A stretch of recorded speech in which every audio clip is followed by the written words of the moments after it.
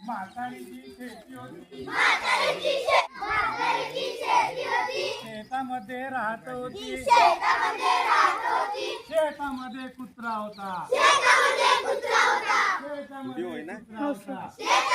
बसले राहायचं तिकडे एवढं एवढं गेलं